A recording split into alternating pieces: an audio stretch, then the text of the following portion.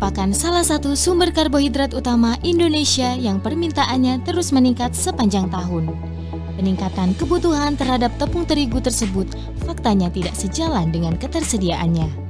Data pada BPS menunjukkan bahwa jumlah impor terigu mencapai 34.467 ton di tahun 2019.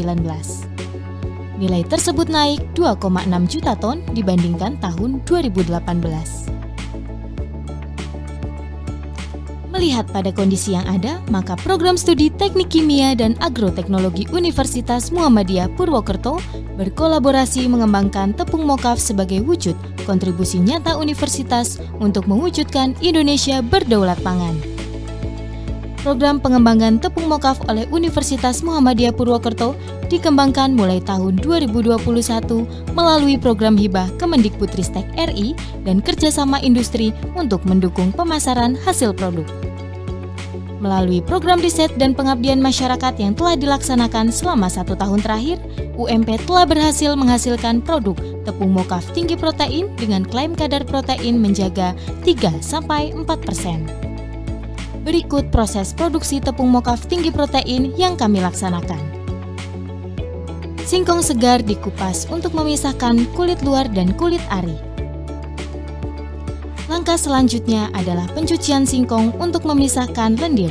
Selain untuk menjaga higienitas produk, tahap pencucian bertujuan untuk menghilangkan HCN atau asam sianida yang jika teroksidasi dapat menyebabkan singkong menjadi kebiruan.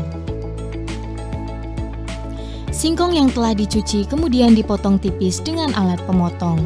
Pada tahap ini, ketebalan sangat mempengaruhi keberhasilan proses fermentasi. Oleh karenanya, ketebalan chips yang disarankan adalah 2 hingga 4 mm.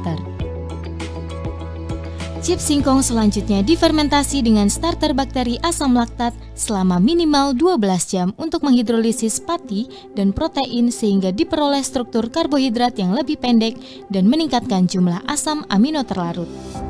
Pada tahap ini, peristiwa fermentasi dapat diamati dengan munculnya bau asam dan perubahan tekstur chips menjadi lebih lunak.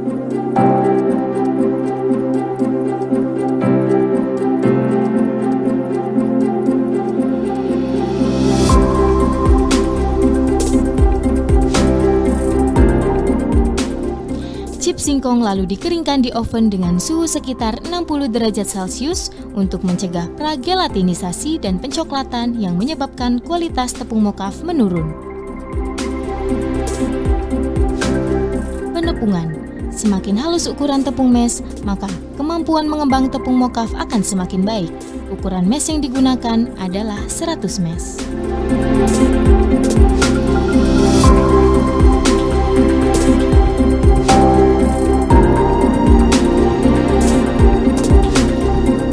Ujian laboratorium dilakukan sebagai proses quality control untuk mengukur kadar protein, serat, pati, kemampuan swelling, dan lain sebagainya.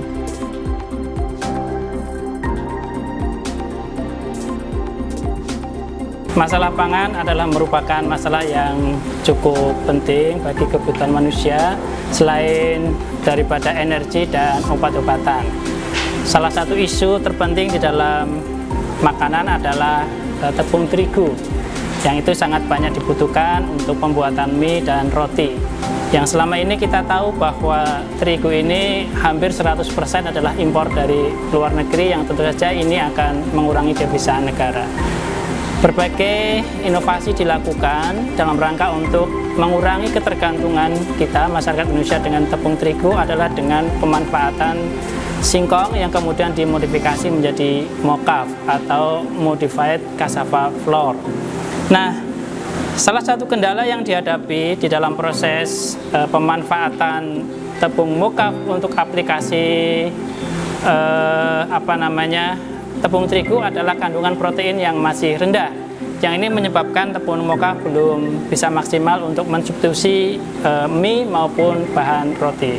Oleh karena itulah kami dari program studi Teknik Kimia bekerja sama dengan program studi Agroteknologi mengembangkan sebuah produk baru yaitu mokaf high protein. Yang ini nantinya diharapkan mampu untuk mensubstitusi terigu sebagai bahan baku pembuatan mie.